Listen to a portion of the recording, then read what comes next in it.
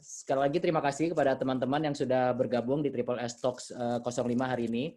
Kebetulan hari ini kita menghadirkan Pak Edward Sirait, Presiden Direktur dari Lion Air Group. Dengan topik kita akan membicarakan yaitu traveling di era adaptasi kebiasaan baru. Nah, kenapa kita angkat topik ini? Karena memang semuanya ini telah berubah. Semua tatanan kehidupan kita, semua yang kita lakukan per sehari-hari kita, semenit-menitnya kita pun yang kita lakukan biasanya tuh sekarang sejak ada pandemi pasti berubah. Nah, tentunya juga perilaku penumpang pesawat pastinya berubah, Pak. Dan mau tidak mau pasti Pak Edo dalam menjalankan bisnis di Lion Air Group ini pasti juga ada perubahan beradaptasi dengan adanya pandemi ini. Karena tidak mungkin kita hanya diam saja menunggu sampai pandemi pergi, sehingga kita tidak bisa berkembang. Nah, mungkin kita bisa mulai saja Pak, karena memang Pak Edo kan tidak ada paparan, jadi kita hanya ngobrol-ngobrol santai aja Pak ya.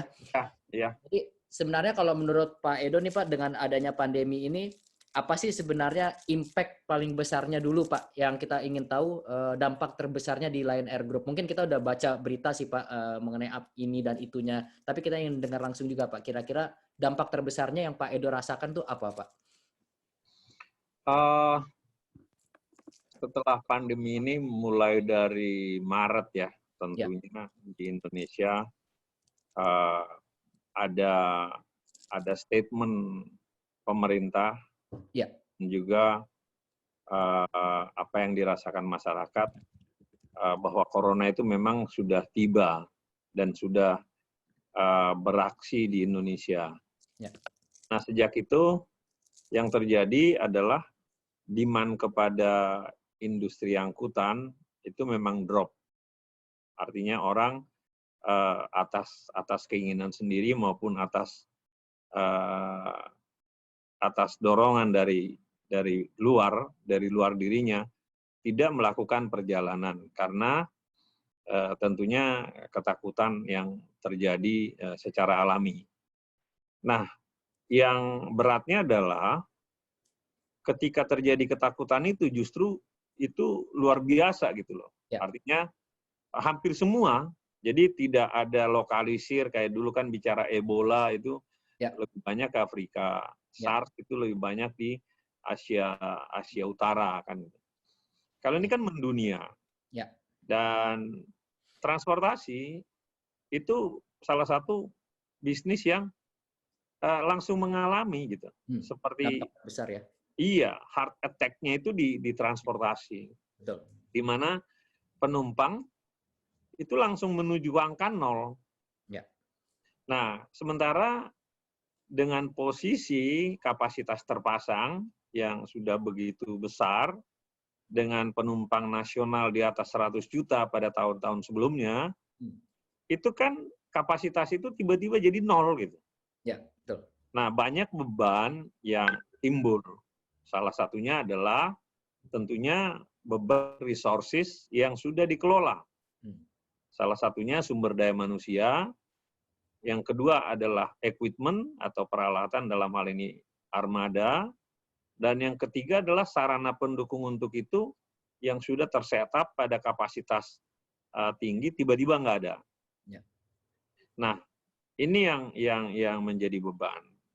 Lalu timbul permasalahan yang kedua, mitra-mitra mengkhawatirkan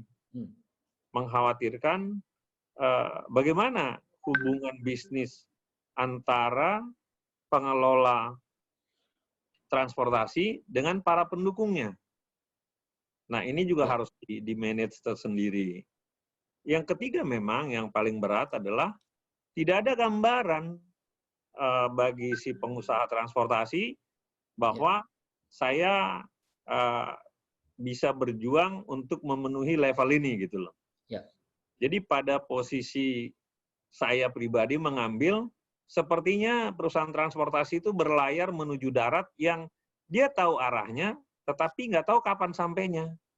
Nah, tinggal kuat-kuatan logistiknya.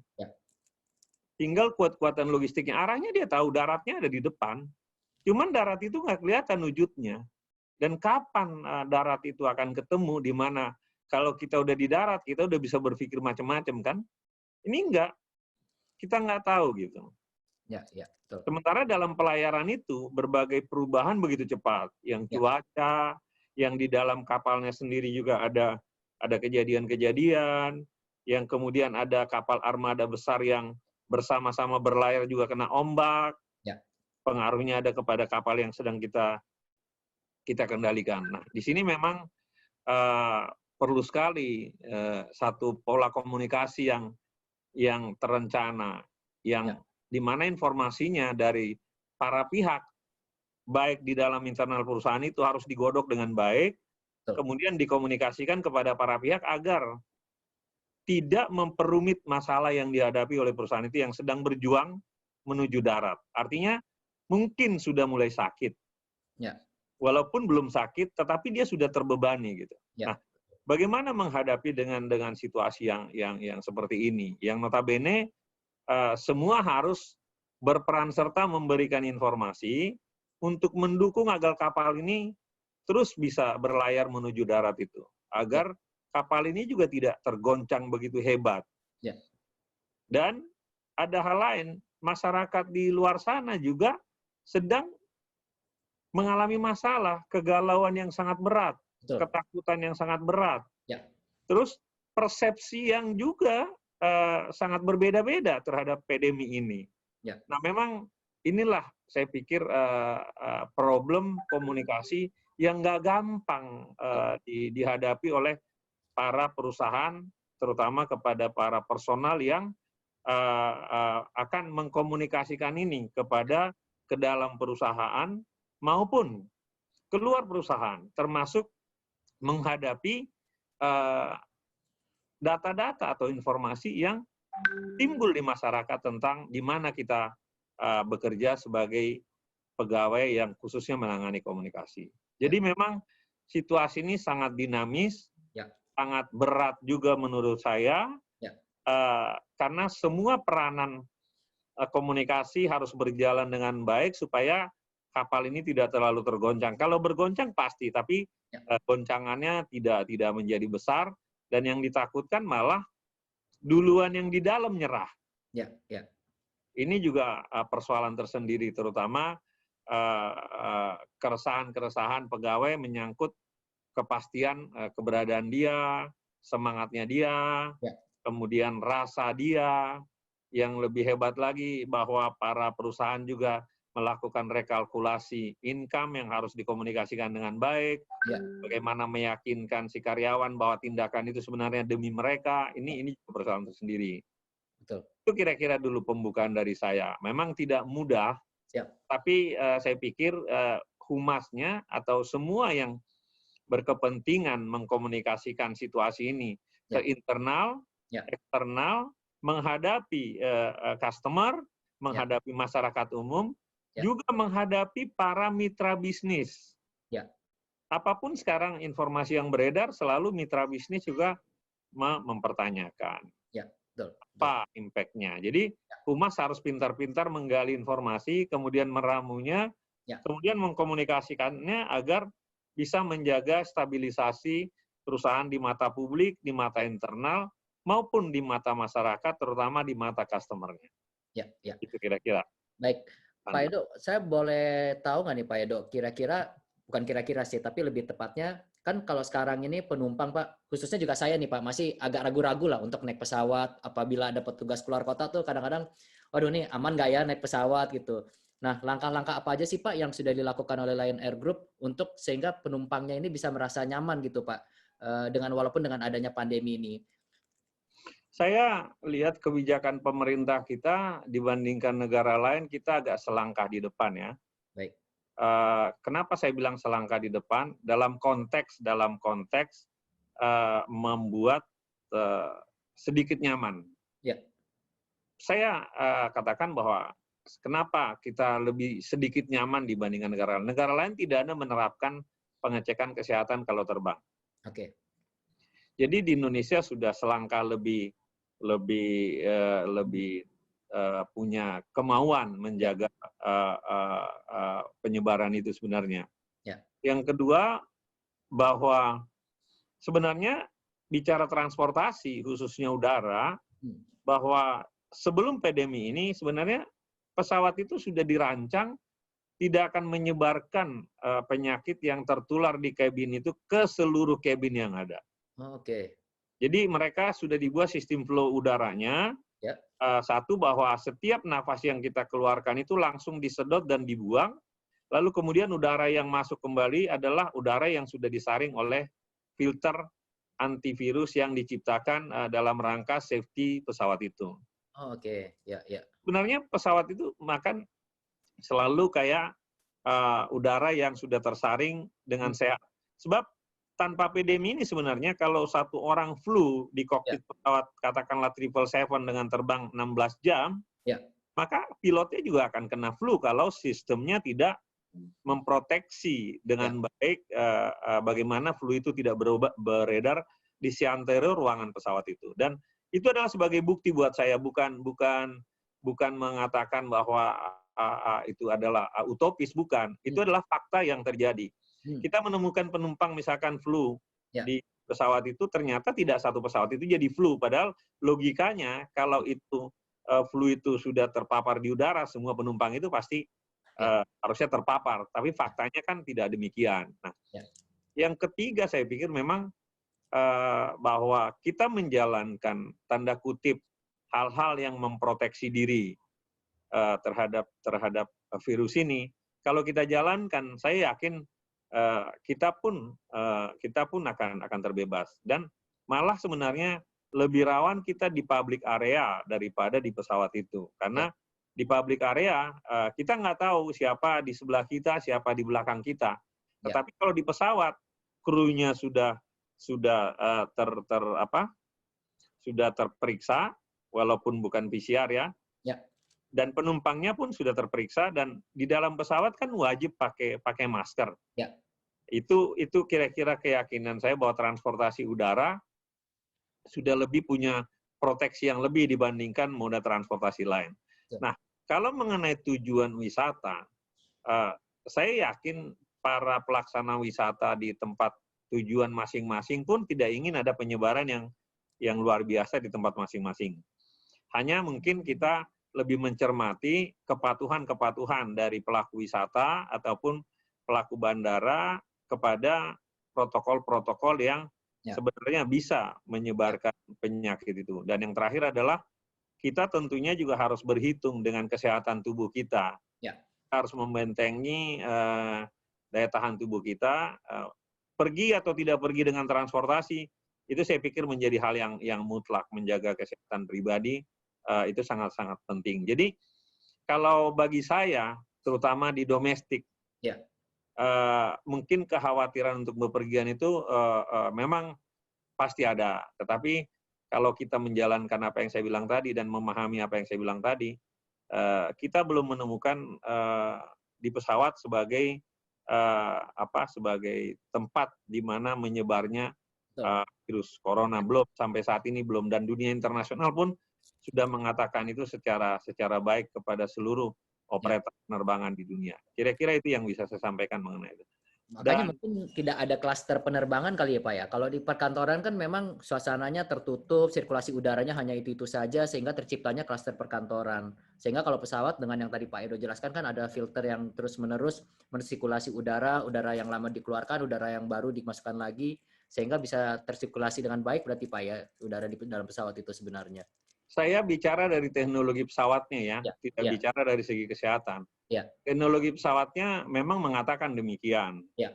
Jadi itu yang kami dapat dari pabrik pesawat untuk pesawat-pesawat yang kami operasikan baik dari ATR, Boeing maupun Airbus. Dan saya yakin itu sudah menjadi standar yang dibuat oleh regulator, apakah FAA atau EASA, menyangkut keamanan dan kenyamanan pesawat itu terkait dengan penyebaran penyakit apabila ada terjadi di dalam pesawat itu sendiri. Dan mengenai penyakit-penyakit menular pun sebenarnya dihindari, seperti yang menular melalui sentuhan juga sebenarnya ada aturan tidak boleh masuk. Cuman hanya virus ini kan tidak bisa dilihat gitu. Jadi hanya melalui udara. Nah, udara itulah yang teknologi pesawat itu sudah punya untuk memproteksi penumpang yang di dalamnya dari segi teknologi yang mereka sudah siapkan. Sama kalau tidak salah Lion Air Group melakukan disinfektan pesawat juga Pak ya, secara berkala ya? Ada prosedur yang lazim kita lakukan. Setiap pagi pesawat itu kita semprot disinfektan sebelum terbang. Oh, setiap hari itu Pak, setiap pagi? Setiap hari pada saat pre-flight Ya, pagi-pagi, ya, first flight-nya, itu pesawat kita semprot. ya. Dan kedua, krunya juga harus melakukan pemeriksaan rapid test apabila suhu tubuh atau ada reaktif, maka krunya langsung kita karantina. Ya. Dan untuk pemeriksaan lebih lanjut. Ya, ya, ya. Tuh. Oke. Nah, Pak Edo, kira-kira nih Pak, menurut Pak Edo, pandangan Pak Edo sebagai seseorang yang udah lama berkecimpung di dunia penerbangan, kapan sih Pak kira-kira industri penerbangan bisa kembali normal lagi dengan adanya pandemi ini? Kalau saya tidak punya bayangan gambaran, sebenarnya apabila itu akan normal kembali apabila ada 3 hal.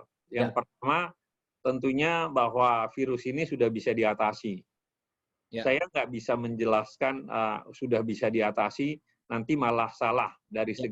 segi kesehatan. Ya. Yang saya tahu, kalau memang sudah ada obat atau ada vaksinnya, mungkin obat ini penyakit ini sudah bisa diatasi. Ya. Yang kedua, apabila memang kondisi ekonomi masyarakat sudah sudah mulai pulih, artinya ada uang yang bisa dibelanjakan. Ya. Karena kan juga bepergian itu butuh biaya. Betul. Yang terakhir adalah psikologi dari masyarakat tentang ketakutan, Ya. tentang epidemi ini tidak akan kembali lagi. Ini memang butuh dorongan dari berbagai pihak bahwa kalau memang sudah ketemu obat dan ketemu katakanlah vaksinnya, maka diyakinkan pandemi ini tidak akan kembali. Sehingga tabungan yang sedikit lagi itu dibelanjakan, bepergian, maka pesawat akan mulai normal, ekonomi akan berputar. Jadi ada rasa ketakutan yang harus kita atasi. Yang kedua, ada gambaran bahwa kalau memang obat dan ininya sudah ketemu, maka kita akan kepercayaan itu akan pulih kembali. Tetapi Ya. kalau dibilang dari jangka waktu, menurut saya Masih susah Pak ya? tidak singkat. Kalau kita bisa mencapai 70% katakan di awal tahun depan, itu sudah luar biasa. 70% itu kalau kita hitung penumpang per hari nasional itu kurang lebih 300 sampai 400 ribu penumpang. Ya. Nah, kurang lebih kalau kita udah mencapai 300 ribuan mungkin itu sudah sangat luar biasa. Ya, ya. Nah, Pak Edo, ini ada pertanyaan dari Mbak Reni. Dengan udara yang sirkulasi udara yang tadi Pak Edo jelaskan, dengan teknologi sirkulasi udaranya itu, kira-kira rapid test itu masih perlu nggak, Pak? Kan sekarang ini pemerintah menghapuskan ya sistem rapid test memang ya untuk naik pesawat, Pak. Menurut Pak Edo, apakah itu memang sebaiknya dihapus atau lebih tetap ada, Pak? Saya sih belum tahu pasti mengenai penghapusan itu ya, karena memang kita belum terima secara tertulis. Formalnya Pak ya? Ya. Ya, kalau bagi saya dalam rangka membangun tadi kepercayaan, ya itu baik-baik aja. Tapi memang kalau dilihat dari biaya yang ditimbulkan, ya sebaiknya dihapuskan hanya saja.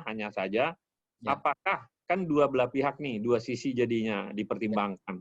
Satu sisi kalau dihapuskan, apakah akan tetap keyakinan terbang itu terbangun atau malah ketakutan yang timbul? Kan gitu. Tetapi kalau rapid test diadakan, mungkin keyakinan orang bahwa yang keyakinan secara psikologi keyakinan orang bahwa di dalam pesawat itu sehat gitu. Kalau dari segi ekonomi ya saya bilang dihapuskan aja.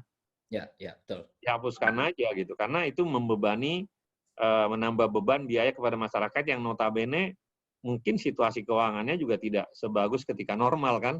Betul. Dan kedua, kalau memang masyarakat kita sudah tingkat kesehatannya sudah cukup baik, tingkat penyebarannya sudah berkurang, ya saya pikir dihapuskan itu jauh lebih baik gitu. Kan mempercepat pertumbuhan. Ya, kalau tidak salah juga Lion Air Group ada program rapid test dengan harga murah Pak ya, kalau saya pernah baca waktu itu. Kami memang perusahaan ini dibangun dengan pemikiran logis. Setelah kami pelajari berapa alat itu dibeli dari luar negeri, Lalu kira-kira kalau kita bicara dengan para pelaku kesehatan, biaya melakukan tesnya bisa seperti yang dihitung, maka sebenarnya realnya biaya rapid test itu sekian gitu. Ya, ya, Dan itu yang kami praktekkan. ya. Dan sampai sekarang terus terang kami tidak ada menombok Hmm, atau subsidi itu. oke. Dan kita memang juga tidak melakukan sendiri. Ya, Kita melakukan itu kerjasama dengan klinik-klinik di daerah yang sudah disertifikasi oleh pemerintah daerah setempat untuk melakukan rapid test. Dan alhamdulillah sih normal-normal aja. ya, ya, ya. Kalau soal hasil kan ya saya nggak bisa mengatakan apa-apa karena itu bukan produk kami. Betul. Walaupun ada kontroversi apakah hasil rapid test ini Ya, bisa menunjukkan ini, itu bukan ranah kami. ya, Tapi yang jelas kami lakukan sesuai dengan alat itu dan alat itu yang menunjukkan apa yang harus ditulis di sertifikat itu. ya, ya. Tapi memang itu kelihatannya sangat membantu sih Pak dengan menyediakan rapid test dengan harga yang jauh di bawah pihak-pihak lain yang menyediakan Pak. Karena waktu itu saya baca Lion Air itu termasuk salah satu yang pertama yang menyediakan rapid test dengan harga murah untuk bepergian sih Pak. Dan itu buat saya tuh sangat menolong bagi para calon penumpangnya. Sebenarnya tujuan kami adalah bagaimana mengupgrade keinginan terbang. Ya, Karena kami percaya dengan orang berterbangan maka bisnis akan bergulir gitu. ya, Orang akan merasa bahwa dunia ini tidak lagi sempit. betul. Ya memang mungkin jadi ada yang berpikiran, oh kalau orang bepergian nanti menyebar, itu hal lain lagi kan. Ya, betul. Makanya beda lagi beda soal itu. Iya lain soal lagi gitu. Nah, kalau misalkan selama pandemi ini Pak, kan saya yakin pasti Lion Air sudah ada pertumbuhannya walaupun sedikit-sedikit ya. Dari pertama kali PSBB sampai PSBB transisi, pertumbuhan pasti sudah ada. Sekarang load factor-nya kalau boleh tahu sudah berapa persen Pak? Sudah mulai naik ke berapa? Kalau yang sekarang realitas sebenarnya load factor masih di bawah 70%, in rata-rata ya. Ya, In rata-rata dari total semua penerbangan yang kami lakukan. Artinya masih di bawah posisi dalam kondisi break even. Karena kalau kita bicara ada 1-2 rute yang memang bagus, ya tetapi secara total kan itu yang kita hitung. Karena pesawat itu kan vice versa. Dia ya, berangkat, dia harus pulang kan ya, gitu. betul, betul. Kadang berangkatnya 70%, Hmm, kadang baliknya bisa hanya 20% gitu. ya, ya, ya. Jadi rata-rata masih di bawah 70%, antara 60 sampai 62%. Dan memang kami juga menerapkan harga yang kami pikir akan terjangkau bagi masyarakat dalam rangka mendorong keinginan masyarakat atau mendorong untuk segera orang melakukan bisnisnya antar pulau gitu. Ya, ya, Itu betul. yang kita ingin bangun sebenarnya. Nah, sekarang dengan adanya keputusan kemungkinan PSBB full lagi, ada sedikit kekhawatiran nggak, Pak Edo? Terus terang itu pasti. Ini juga kita lagi mengkalkulasi mulai dari kantor Ya, sampai kepada kemungkinan perubahan di pasar. ya, Misalkan apakah memang nanti akan ada karantina berlaku setiap daerah dengan adanya kebijakan-kebijakan yang sekarang sedang berjalan, ya, atau memang seperti apa gitu. ya, ya. Nah, sebenarnya kira-kira apa sih Pak Edo yang bisa Pak Edo mungkin jelaskan ke kita semua nih Pak, supaya nggak usah takut untuk naik pesawat. Hashtagnya ayo naik pesawat lagi lah, kurang lebih kayak gitu Pak. Selain dengan sirkulasi udara, teknologi yang tadi Pak Edo sebutkan, kan mungkin masih ada kebimbangan juga nih Pak dari teman-teman juga buat untuk naik pesawat. Saya agak sulit ya karena begitu banyak hal-hal yang saya nggak pahami Ya, dalam konteks ini. ya, Jadi saya hanya bisa mengatakan bahwa pesawat itu seperti tadi ya, sebelum terbang di pagi ya dilakukan disinfektan, krunya juga sudah melakukan rapid test dan itu sudah menjadi prosedur. Kemudian penumpang yang masuk ke dalam pun prosedur, dan kita juga kadang membagi face shield kepada penumpang, ya, dan penumpang tetap di dalam kabin pesawat juga kita wajibkan dan ya, harus menggunakan masker. Ya, kembali lagi ke masyarakatnya. Ke masyarakatnya ini kan ya banyak hal yang di luar kendali kita gitu. ya, Kita ya, hanya bisa menyampaikan bahwa produk yang kita gunakan adalah seperti ini. ya, ya, betul. Tuh. Ini ada pertanyaan dari Mas Sanusi nih, Pak Edo. Inaka sekarang ini lagi gencar bikin safe travel campaign dan menggandeng maskapai juga. Kira-kira menurut Pak Edo, campaign itu bisa menggairahkan kembali industri penerbangan nggak, Pak? Satu, usahanya saya pikir positif aja, meyakinkan kepada masyarakat bahwa sebenarnya seperti apa yang saya sampaikan tadi, secara produk airline ya, bahwa memang cukup aman. Ya. Jadi itu yang dikomunikasikan oleh Inaka untuk kepada masyarakat, bahwa sebenarnya airline itu, pesawat itu sebenarnya aman untuk digunakan terbang. Ya, ya. Jadi itu yang dikomunikasikan supaya pemahaman mengenai HEPA filter itu kan semakin terbuka. Kemudian juga yang kedua, bahwa di dalam safety campaign itu juga mengatakan bahwa penerbangan ke sana udah terbuka gitu. Ya, ya. Masyarakat yang terbang juga semakin yakin bahwa oh iya, bahwa sebenarnya apa yang dilakukan Inaka adalah dilakukan oleh bersama seluruh airline yang ada di Indonesia. Jadi tidak tersektoral per satu perusahaan gitu. Itu berarti safe campaign-nya itu di muter Indonesia, Pak ya? Atau hanya di beberapa kota aja, Pak? Kalau kami terus, artinya kita berharap akan jalan ke kota-kota yang kita anggap memang penting untuk dikampanyekan, untuk menjelajah seluruh Indonesia. Juga penerbangan kan juga belum seluruh Indonesia. Ya, tapi yang sudah dilakukan itu kan beberapa kota-kota besar. Ya. Dan ini kita minta dikomunikasikan terus ke semua pihak gitu, supaya masyarakat lebih teredukasi mengenai sistem yang ada di pesawat itu, lebih kepada situ sebenarnya. Ya, betul. Ini buat teman-teman kalau misalkan mau ada yang langsung bertanya juga bisa langsung silakan ketik di kolom chat, nanti kita tanya. Nah, kita lanjut lagi nih Pak Edo. Kalau tadi kan kita ngomongin rapid test buat penumpang. Sementara kalau Lion Air Group ini menerapkan rapid test nggak Pak ke krunya, atau mungkin swab, atau gimana sistem ceknya Pak? Setiap kru kami semua melakukan rapid test sebagaimana yang ditetapkan aturan 14 hari.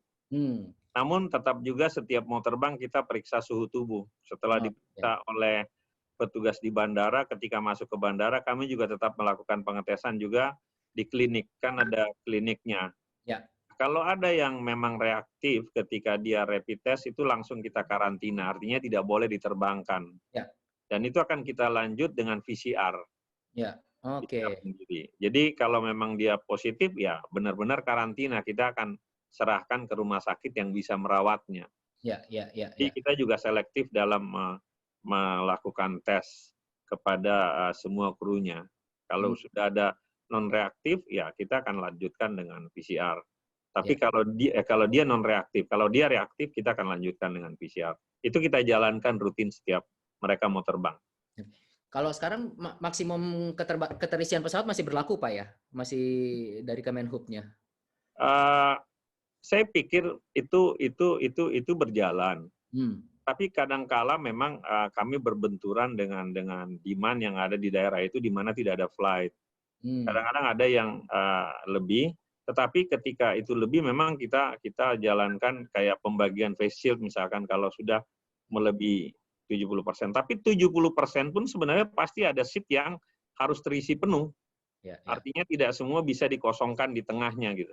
Betul. Jadi dengan pemahaman kami bahwa pesawat itu sudah aman, ya sebenarnya sih aman-aman aja. Jadi ada rombongan keluarga, ada rombongan kadang-kadang rombongan grup, ya yang sudah sama-sama, itulah yang kita buat di dalam satu row itu berdekatan gitu. Iya. Sebenarnya tantangan terbesarnya selain pandemi ini untuk meyakinkan penumpang untuk bepergian bisnis lagi Pak, selain dengan karena adanya pandemi ini apa sih Pak? Satu kan pasti rasa takut. Kedua itu trust kepada maskapainya. Kira-kira apalagi sih Pak yang Lion Air Group tuh bisa lakukan supaya masyarakat ini benar-benar ayo kita naik pesawat lagi, ayo pesawat ini sebenarnya sehat, pesawat ini enak sebenarnya untuk naik pesawat aman gitu. Campaign-nya selain safe travel campaign ya, karena saya tahu safe travel campaign kan sekarang lagi gencar dilakukan nih Pak, baik dengan Lion Air Group maupun dengan maskapai lain ya Pak ya. Ya, kita menyebarkan informasi yang sebelumnya tidak diketahui oleh masyarakat tentang pesawat itu sendiri. Ya. Itu sudah kita sebarkan, walaupun mungkin sambutan di masyarakatnya bermacam-macam ya. Tetapi itu kan fakta yang dibuat oleh pabrik pesawat. Betul, betul. Fakta. Kemudian yang kedua memang kita akan coba melihat misalkan destinasi mana sih yang menarik untuk didatangi gitu. Ya, Nah ini juga nggak gampang karena ya, parameter orang tentang betul. destinasi ini Ya, bermacam-macam, beraneka ragam. Apalagi ada indikator-indikator yang dibuat oleh lembaga yang berwenang untuk itu, misalkan merah, kuning, hijau, misalkan kan. ya, Nah kalau kita bicara katakanlah tujuan wisata A, ternyata itu kategori merah, wah susah sekali ya, untuk meyakinkan orang datang ke daerah itu kan, karena ada rasa takut yang sudah tercipta. ya, Jadi betul. saya pikir langkah-langkah yang memang harus digarap adalah semua stakeholder wisata harus melihat dari berbagai perspektif sehingga orang yakin datang ke tempat dia tidak menjadi santapan terpapar gitu. Ya, ya, ya, Ya, daerah-daerah tujuan wisata itu pun sebenarnya harus mengkomunikasikan bahwa di daerah dia sudah melakukan banyak hal untuk mencegah penyebaran sehingga orang ketika datang ke sana dia pede lah. ya, betul. Memang Betul. kita nggak tahu di mana orang itu terpapar kan, Iya, betul. tapi dengan ada informasi dari daerah tujuan wisata itu yang kita harapkan sebenarnya, dan itu kita coba bicara dengan beberapa daerah untuk segera mengkomunikasikan itu. Gitu. Kayak kemarin kita bicara dengan teman-teman di salah satu provinsi di Sulawesi, kita bilang, tolong dong Anda sampaikan bahwa daerah Anda sebenarnya berusaha keras untuk bagaimana menghambat atau penyebaran ini, sehingga ketika orang datang ke sini merasa aman, Ya, atau tidak-tidaknya ada rasa percaya diri bahwa dia tidak akan terpapar di sini gitu. betul. Nah, Itu yang kita minta gitu. kalau sekarang nih Pak Edo kan ada berita menayangkan bahwa 59 berapa puluh negara melarang warganya ke Indonesia. Itu ada dampaknya juga nggak Pak ke Lion Air Group? Sampai sekarang memang kita belum ada penerbangan regional maupun internasional. Masih domestik ya Kita Pak? ada regional itu hanya ada penerbangan dari Malaysia dan Thailand. Hmm. Itu pun sebenarnya dengan limited. Kalaupun ada kami penerbangan ke Jeddah, itu penerbangan mengambil masyarakat Indonesia yang mau pulang ke Oke, Indonesia. Indonesia, ataupun sebaliknya masyarakat mereka yang mau pulang ke negaranya, termasuk penerbangan kami ke Cina itu pun jalan, Ya, yaitu mengembalikan warga negara Cina ke negaranya ya, atau menggantikan tenaga kerja yang ada proyeknya di sini. Itu aja yang jalan di internasional. Jadi bukan penerbangan normal atau kunjungan wisata normal gitu. ya, Karena ya, itu belum dibuka gitu. ya. Ada pertanyaan dari Mas Yudi Pak, Bisnis Indonesia. Semasa pandemi, bagaimana komposisi pergerakan masyarakat dengan Lion Air Group untuk perjalanan bisnis dan liburannya? Dan juga rute-rute mana yang paling banyak penumpangnya Pak, baik itu bisnis maupun liburan? Kami belum bisa mengklasifikasi ya, tapi saya lihat yang banyak bergerak ini masih dominan bisnis, kurang Hmm. lebih 60%. 20% itu adalah kunjungan wisata, dan 20%-nya adalah kunjungan keluarga. Jadi 60% saya lihat dari data yang ada, walaupun tidak secara spesifik dilakukan survei, itu adalah kunjungan bisnis. Bisnis di sini termasuk yang dinas ya. Ya, ya. Dinas kayak negara gitu. Bagi kami itu adalah bisnis gitu. Itu Ya, masih didominasi itu. ya, ya, ya. Jadi memang sekarang ini kayaknya yang pergian itu yang bisnis yang udah disuruh sama bosnya Pak, kalau ngelarang kamu saya pecat gitu. Yang Nah, agak dipaksa-paksa gitu Pak. bisa jadi. Tapi ada memang pekerjaan-pekerjaan yang tidak bisa tidak dihadiri gitu. Ya, betul. Jadi Ini itu yang berjalan sekarang. betul, karena termasuk saya Pak, saya sampai sekarang disuruh keluar kota saya belum mau. Masih mikir Pak. Masih takut-takut juga, walaupun sebenarnya saya udah sering baca mengenai HEPA filter ini dan lain-lainnya. Tapi ya, Saya selama pandemi ini ada kali 70 kali terbang. oh, Alhamdulillah saya sehat-sehat sekarang, tapi setiap saya terbang, saya ikuti lengan panjang, terus kemudian pakai kacamata, kemudian pakai sarung tangan, lalu setelah mendarat sarung tangannya saya buang.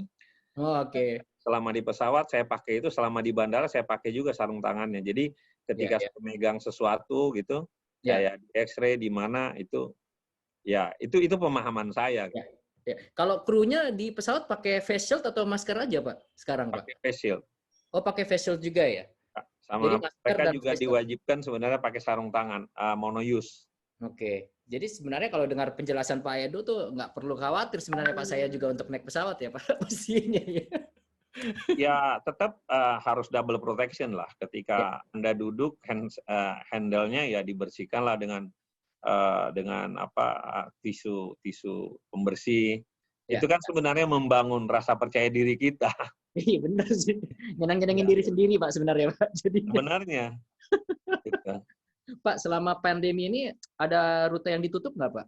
Atau frekuensi kan pasti berkurang Pak. Tapi ada terpaksa rute yang harus ditutup selama pandemi ini atau tetap jalan semua Pak? Masih banyak rute-rute yang belum kita terbangkan. Hmm.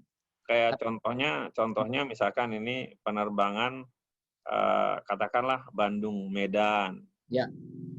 Itu kan terus Kertajati, dulu ada ke Balikpapan, itu kan Ya. belum jalan. Ya.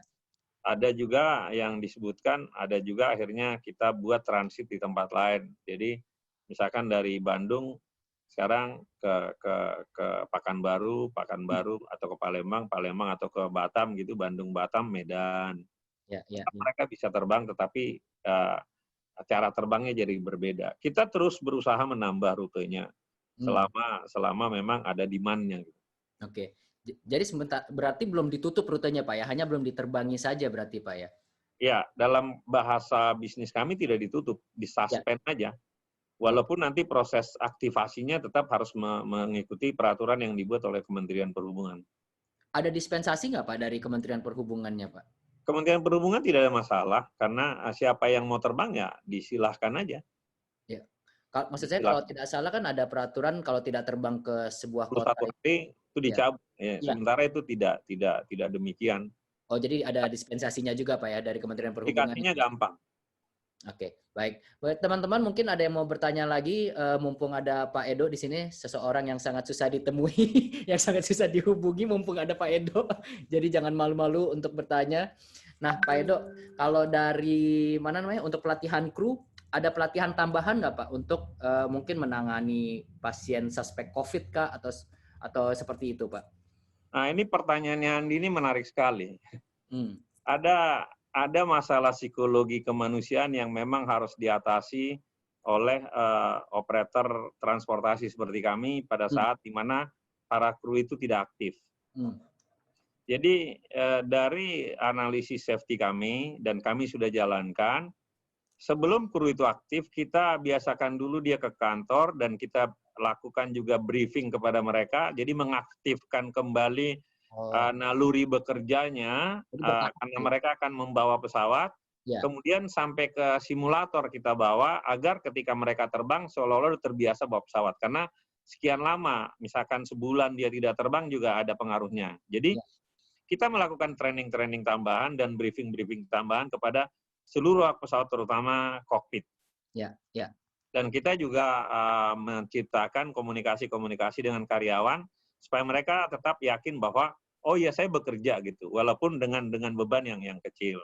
Nah, kalau mengenai training yang lain, memang banyak ada hal-hal yang kita sampaikan kepada yang bersentuhan langsung dengan penumpang. Contohnya, kalau misalkan ada mengenali ciri-ciri orang yang mempunyai problem kesehatan, itu kan orang tergejala ini apa? Menurut aturan kan di pesawat itu harus ada tempat yang disiapkan untuk itu. Nah, mengenali gejala-gejala itu ya kita sosialisasikan kepada kru bagaimana mereka mengenali gejala-gejala itu gitu. Hanya seperti itu. Kalau penanganan secara kesehatan ya mungkin membutuhkan jangka waktu yang cukup lama, tapi mengenalinya saja. Mengenalinya saja gejalanya udah seperti apa gitu. Oh, ini ada gangguan kesehatan yang walaupun mereka tidak bisa menjudgment apa gangguan kesehatan, dan itu sebelumnya juga sudah ditrainingkan di mereka. Ya, betul. Nah, ini Mbak Reni nanya lagi nih Pak. Kalau andaikan misalkan nanti sudah ada vaksin atau sudah ada obat Pak, kira-kira berapa lama penerbangan bisa pulih Pak? Kalau prediksi saya kan menyangkut penerbangan ini ada 3 hal nanti yang mempengaruhi. Yang saya bilang tadi, kepercayaan masyarakat bahwa pandemi ini tidak terulang kembali walaupun sudah ada obat dan vaksinnya. Betul. Itu dulu. Yang kedua adalah kesiapan dari segi pendanaan pribadinya ataupun kepentingan yang dia butuhkan di penerbangan ini. Ya. Dan itu juga menyangkut keputusan akan melakukan perjalanan wisata atau kunjungan keluarga dan lain sebagainya. Nah, Ya. seberapa beratkah kondisi keuangan dari masing-masing masyarakat sehingga mereka rela mengeluarkan uang untuk bepergian. Dan yang ketiga sebenarnya adalah bagaimana antar daerah itu dengan tujuan wisata itu memang sudah mereka yakini bahwa nggak ada lagi problem. Nah, kalau obat itu dan katakan vaksin itu ditemukan, Ya. kita mungkin butuh waktu yang ya bisa 6 bulan atau setahun untuk baru akan pulih kembali gitu. Oke. Jadi memang harus sabar-sabar Pak Edo dan semua grup Lion Air Group nih Pak ya. Harus Iya. terus berjuang nih berarti. Itulah Nah, kenapa kami bikin bahwa nggak tahu kenapa di ulang tahun kami bilang bersatu dan bersabar. ya, bersatu dan bersama. Oh, betul Pak, itu pas ulang tahun kemarin Pak ya.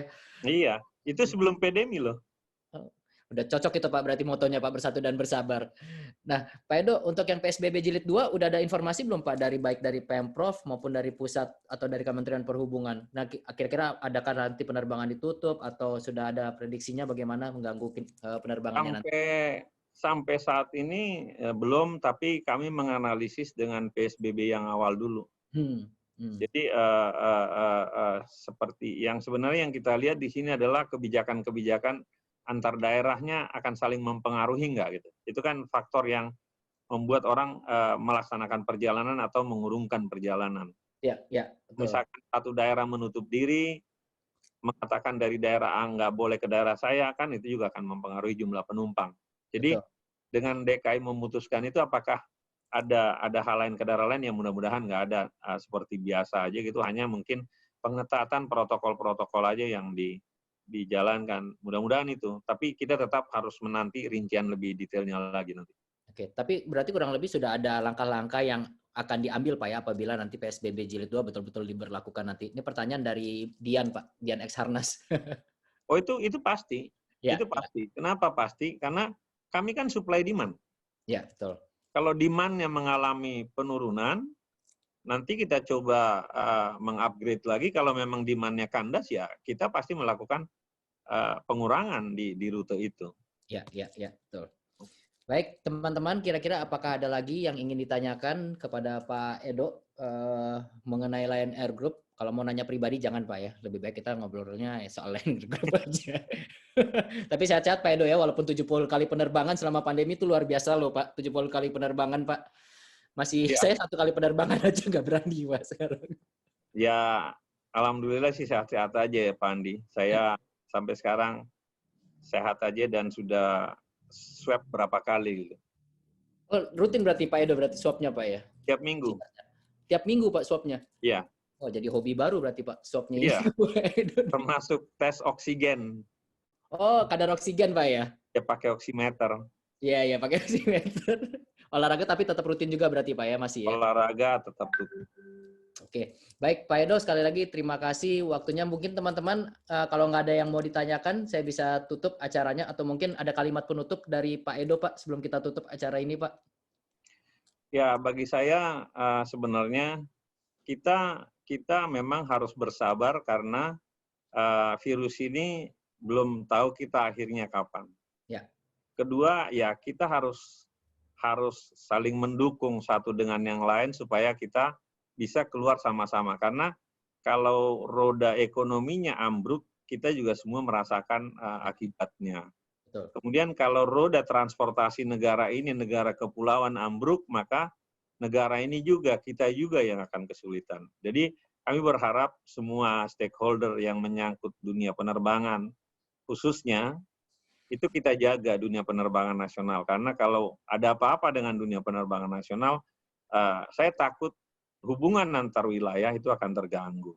Ya. Itu yang menjadi beban kita bersama. Bukan bicara siapa perusahaannya, bukan. Ya. Tapi kebangsaannya yang saya pikir harus kita lihat. Tuhan sudah memberikan kita 17.000 pulau yang harus dirawat oleh pemerintah dan kita bersama masyarakat Indonesia. Yang harus dihubungkan gitu. Kalau nggak ada terpencil nanti akan jadi masalah. ada yang tidak terlayani penerbangan juga akan jadi masalah. Ya. Jadi perlu kita jaga dunia penerbangan nasional kita, dan saya berharap juga siapapun gitu mencermati dunia penerbangan ini dengan bijaksana melihatnya, tidak semata-mata hanya karena ini perusahaan swasta atau perusahaan BUMN atau apapun gitu. Saya melihatnya lebih kepada kepentingan nasional. Terima kasih. Terima kasih Pak Edo. Setelah mendengar penjelasan Pak Edo, saya berkata kepada diri saya sendiri, Pak, saya udah mulai harus naik pesawat lagi secepatnya, Pak. Tapi mungkin saya ikutin Pak Edo, nanti pakai jaket tangan panjang dulu, pakai sarung tangan, lepasnya nanti kalau udah di rumah. Iya. Double protection ya Pak ya. Iya. Dan jaketnya begitu ini langsung masukin kantong plastik, langsung dry clean. Nah iya betul tuh. Berarti harus punya jaketnya banyak dong Pak. Nggak usah satu aja, nanti seminggu lagi kan udah selesai. Nah, iya, benar. Dua aja siap cukup, kalau begitu kan? Pak Edo. Terima kasih banyak Pak Edo. Semoga Pak Edo sehat-sehat semua. Semoga Lion Air Group kami doakan Pak selalu kuat dalam menghadapi cobaan pandemi ini Pak. Terima kasih banyak Pak Edo. Wassalamualaikum warahmatullahi wabarakatuh. Terima kasih semuanya. Waalaikumsalam. Terima kasih. Salam buat semua. Bye-bye. Baik.